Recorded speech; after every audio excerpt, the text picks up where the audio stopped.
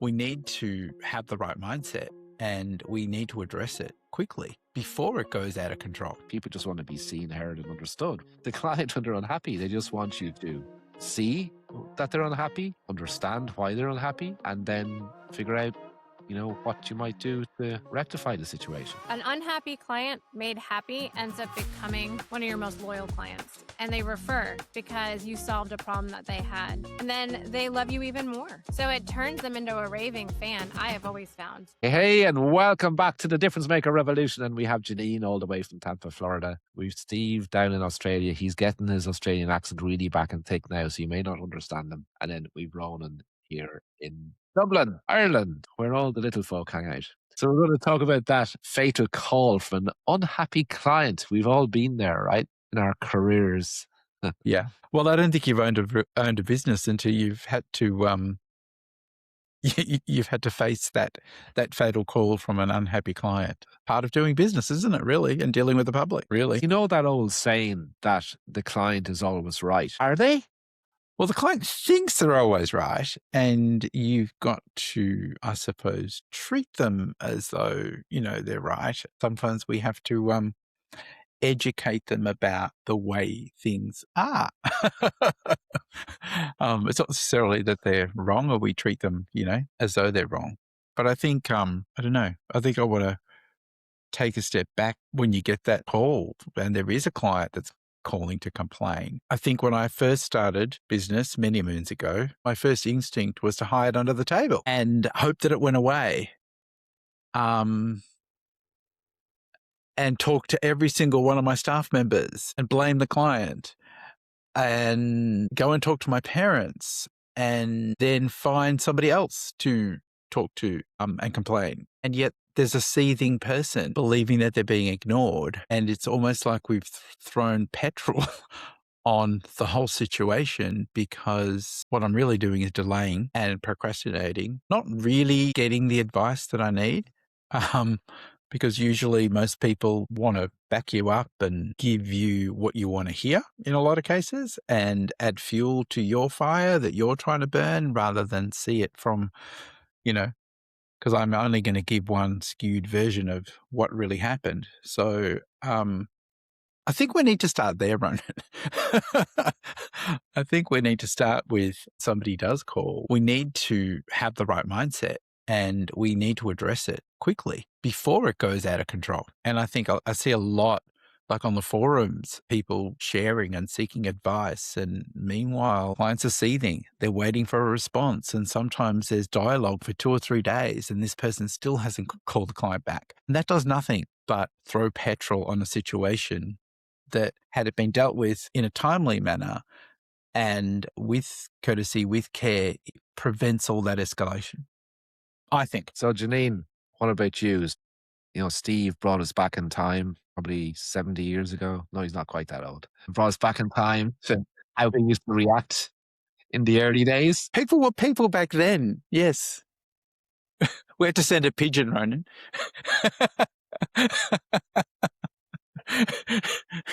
Don't shoot the courier.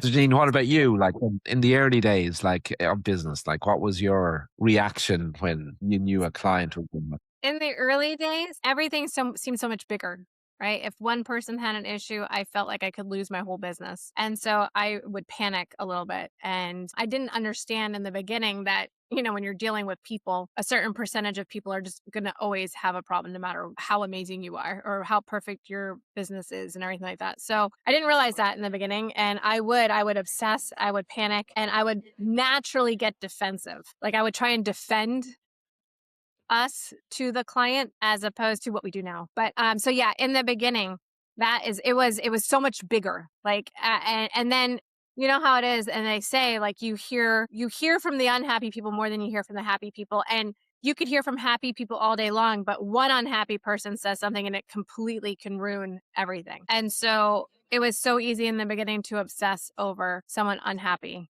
and not be able to see the forest from the trees, essentially, and to see what it really was. And they're so much louder, aren't they, Jeanine, all the unhappy people? They are very loud. They have raised tones, and they're very, depending on their personality, they're typically very authoritative and very not nice. I think the other thing you made me think of something, at the beginning, we were all trying to be all things to all people, and we didn't know or understand, or I didn't know. I'm going to speak for myself. I'm not going to say we. I didn't know. I hadn't even heard of what an avatar was. I didn't know or had a concept of who my ideal client is and should be. And so at that time, you're desperate to just, the classic photography term of bums on seats.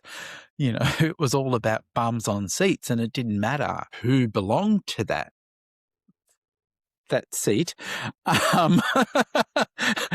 We just needed to fill that seat. And even though all our spider tingles were saying, don't do it, don't do this is going to be a nightmare, we still booked them in.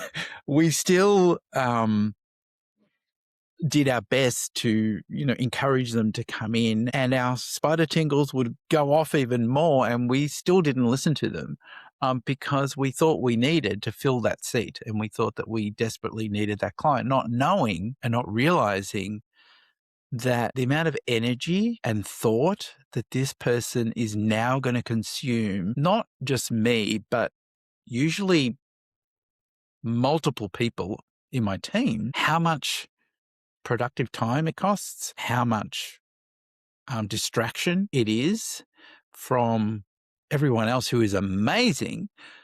You just don't even begin, to think about that. And I think in the early days, because we didn't understand that, we just accepted every single person rather than market for the right people, know who our avatars are. The word no, to make space for more of the people that we want to attract and want to work with, and the amount of energy it saves is really powerful. I remember one of my big insights into dealing with unhappy clients came from Bill Gates when I read his quote that said, "You will learn more from an unhappy client than you will from 10 happy clients," or something to that effect. I'm paraphrasing. But have you seen that quote too? And it is amazing that it can get you just to think differently.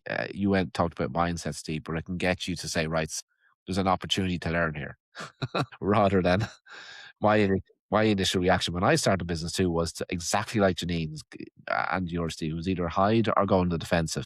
It was never this was an opportunity to learn something about. So yeah, I think that's a perfect mindset, Ronan. Perfect mindset. Because you can learn. I know when I talk to clients when they're unhappy, you do learn so much more if you're open to having a conversation where you accept the responsibility, and you're upfront and you say, I hear you. I understand. I'm sorry. Let's discuss then, what we might be able to do. It tends to, as we teach to difference maker photographers, like people just want to be seen, heard, and understood, right? And the same applies here. The client, when they're unhappy, they just want you to see that they're unhappy, understand why they're unhappy, and then figure out, what you might do to rectify the situation. Most people just need that. They just need to be acknowledged and believe that you've heard them. Well, and that's something that I can't even remember where I heard it phrased that way, Steve. That when people are unhappy, they automatically assume that they're going to have to be defensive, that no one's going to actually listen to them. And that's why they start off so angry, because they feel like that's the only way they're going to get heard. And then it's actually disarming to them when you listen and like, tell me everything, tell me what's going on, tell me what the problem is, or what, however is appropriate for what's happening. And then when they realize you're actually there to listen, the anger level comes down because no one ever listens to them. They're not used to that. Yeah. And I think asking them, what could we have done better? Like, apologize, really sorry. I really want to help you. And I want to use this as a learning experience, not just for me, but for my team. If you have a team, what could we have done better? And I think that gives them the opportunity to be constructive as opposed to destructive. And it shows them that you are willing to listen and that you are going to take what they say on board and make changes and adjustments because a lot of the times they don't want anybody else to go through what they went through, if it's a valid thing. And I feel that just being open has really worked, when I've been on the phone with somebody, and it's amazing how much we learned and developed our systems because clients gave us feedback And I think if we see it as an opportunity to receive feedback and see it as an opportunity to develop our system so that that hole is plugged, because we start a business, we don't know what we're doing. Like really, we have no idea what we're doing when we start. And we got to think of our business as a big bucket full of holes, okay? And our job as business owners is to get the feedback that we need to plug one hole up at a time. And we need to see it as an opportunity to work with somebody that maybe have more experience. They may have had a bad experience because they have a better way of doing something and their expectation was something different than what we delivered. So if we can see this as an opportunity to plug one of those holes, then eventually we'll end up with a bucket that no longer leaks. So, Steve, what would you tell, like, let's say someone listening to the podcast right now has a message waiting for them, and a very unhappy client. Let's see what it could be. Very unhappy client. They received their wall art and they notice that there's something wrong with it. Very unhappy client. Very unhappy. What would you tell that person listening to do before they even pick up the phone? Should they text them back, Steve? Should they text them back about the problem? You would start with a call, because I think it's too easy for people to be more brazen. And I think it's easy to misunderstand the context of the text.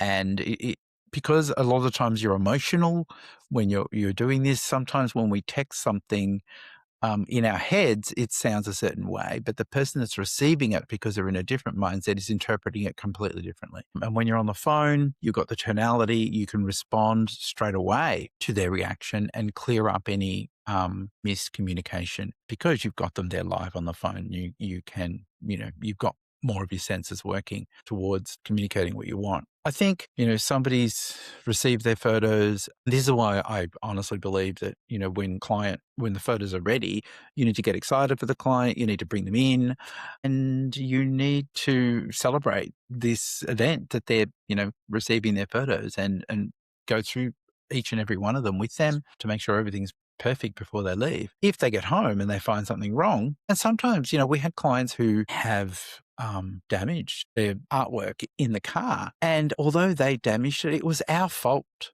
because what I didn't know and what I didn't understand was that they didn't know how to put it in their car. They didn't know how to secure it safely in their car. And so we made it a mission to we learned from that and made it a mission to go out to the car and secure it safely. So it would, it was not going to get damaged. If we needed extra bubble wrap, if we needed extra bit of cardboard to put in between things, we had the opportunity to go back into the studio, grab what we need, make sure that, everything's there, make sure that it was all strapped in. And it was an opportunity to learn. But I think that call, when you get that call, you have to address it straight away. And the first thing you need to say, look, I'm really sorry. I just want to work out a way that's going to make you happy. Tell me what's going on and what can I do that's going to make you happy? In almost every case, when I've asked a client, what can I do to make you happy? Their expectation was way less than what I had dreamed that I would have to forfeit or have to do. Because if you give people the opportunity, most people aren't going to be reasonable. And I learned how much it cost me to fester, because when you're not in the right mindset and you're focused on this problem, my ability to book people went down. My sales went down. Everybody that walked in now became almost an enemy, and that spread to my team. And so the cost isn't what it's going to cost you to reprint something or repost something. It's those lost sales and those lost bookings that are the huge cost. The distraction, it's the huge cost. So to deal with it quickly, to allow the client to let you know, and it's got to be reasonable. It's got to be something that you're going to negotiate. That's the right term for it. But in most cases, I found, almost in every case, most people were asking for a lot less than I was dreading. Happy to do. Well, and something else, Steve, that we found, and I have found over the years, is an unhappy client made happy ends up becoming one of your most loyal clients. and they refer because you solved a problem that they had. And so if you actually look at the cost, and this is why we charge appropriate pricing too, right? So if we have to redo something, it's not going to kill us. If we have to reprint or whatever the case may be, we'll always take care of that for the client. And then they love you even more. So it turns them into a raving fan, I have always found, if we are able to take care of their problem. And so if you look at it from that cost sense, like if you don't take care of the client, you'll lose them for sure, right? And we all know the cost to obtain a new client, right? And so you know your cost to acquire a new client as opposed to fixing the problem that this client has. And then knowing that once you fix it, they're going to be like over the moon and become an even better client and refer their friends. So if you can just kind of, I've talked to so many photographers who are like, it's not my fault, I'm not reprinting that. I'm like, why would you not reprint it? Like, what is it? Even at the most, $200?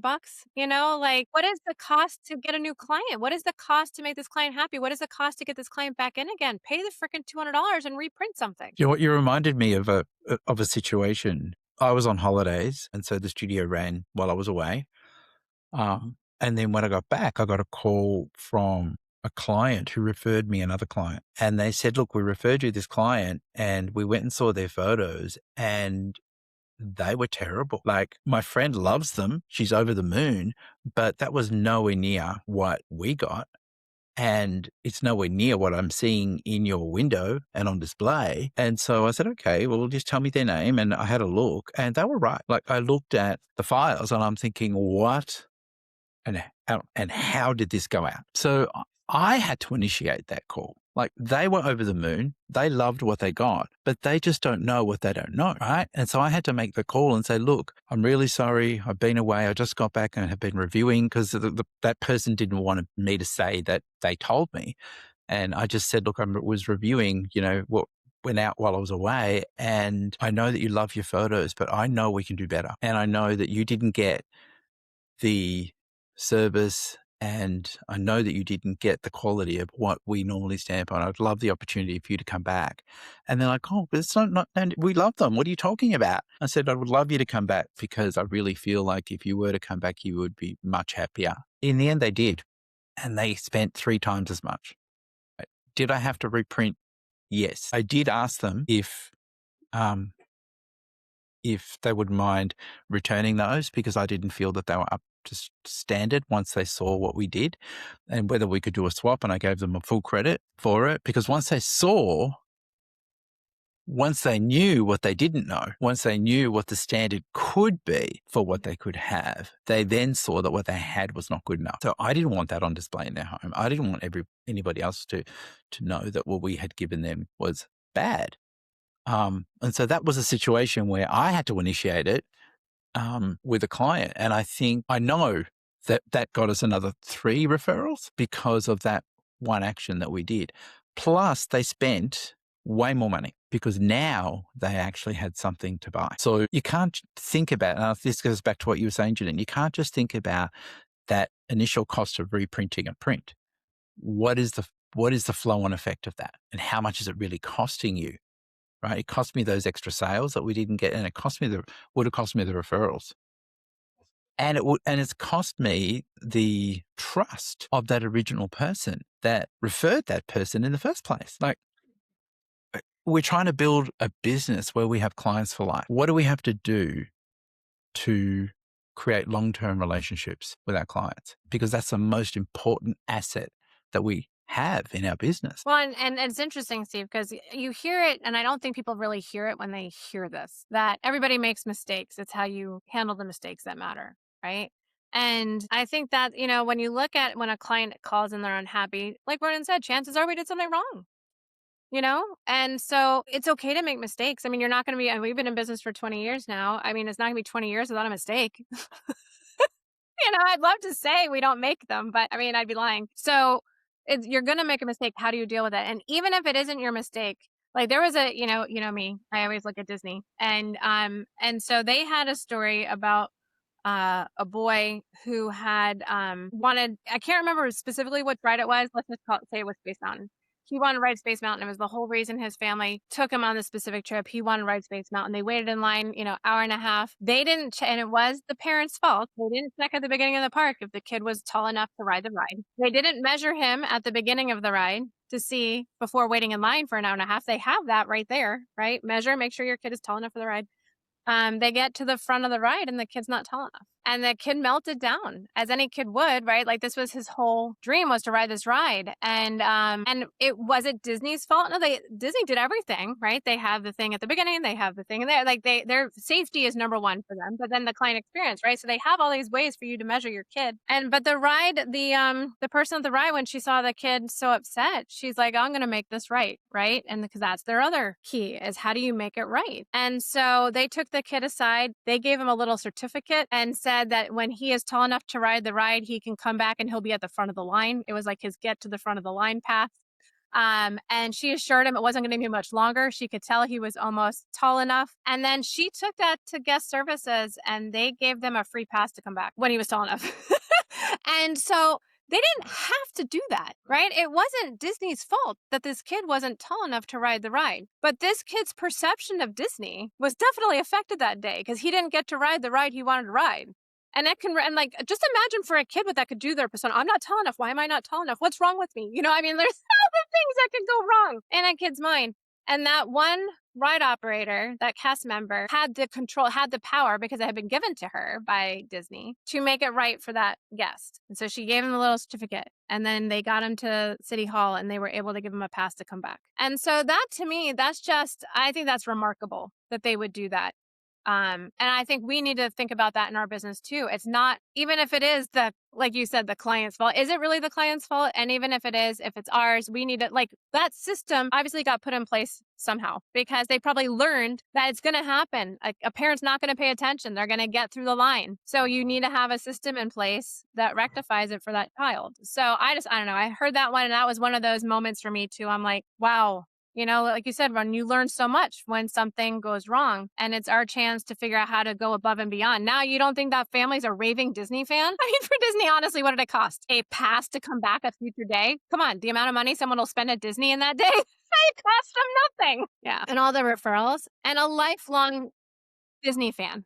Told every family member, every friend about what happened and how they were treated so well. You don't even know them and you know the story. Yeah, exactly. And it affected my business, right? So look at the trickle-down effect of that. We had it happen in the studio, and I know we're getting close to the end here, but it happened a few years ago. One of my really good clients called in tears. So this wasn't an angry client. This was a very mom, upset, in tears client. And I'm like, oh my God, what's the matter? What's happening? Talk to me. And she's like, my 40-inch portrait that I saved forever to buy? And I'm like, yeah, what's going on? And it had been 2 years, right? The kids were playing baseball in the house and they threw the ball and it went right into the portrait, knocked it down and split it in half. And she's like, I don't know what to do. And she was like in tears. And she's like, can you fix it? I'm like, probably can't fix something that broke like that. I said, but we can reprint it for you. She's like, how much did that cost me? I'm like, it's not going to cost you anything. And she couldn't believe, in that moment, that we were willing to do that for her. And I'm like, I'm not going to, you know what I'm saying? And it was it did happen after that. What did it cost me to reprint the 40-inch portrait to save this mom from, like you said, Steve, sometimes we build it up in our minds. What she had to build up in her mind before calling me to tell me that her portrait that she loved and had saved for so long was ruined because her children threw a ball at it, had to be enormous. And so I can only imagine when we told her, it's fine, we'll take care of it for you. And you know what, Jeanine? I can just imagine one of my team, and probably the same as one of your team who received that call, coming up to me and saying, oh my God, there's this crazy woman on the phone. She's going absolutely bananas, sobbing in tears. She's so upset. You have to call her. Yes. And that's the brief as an owner that we get. And so then we build all this stuff up in our mind about what this could be about and what we're going to have to face. You're like, oh my God, oh my God, oh my God. Yeah. Yeah. And in the end, it's a chance to make someone's day. And realistically, it's an opportunity to invite her back and have another session in that case.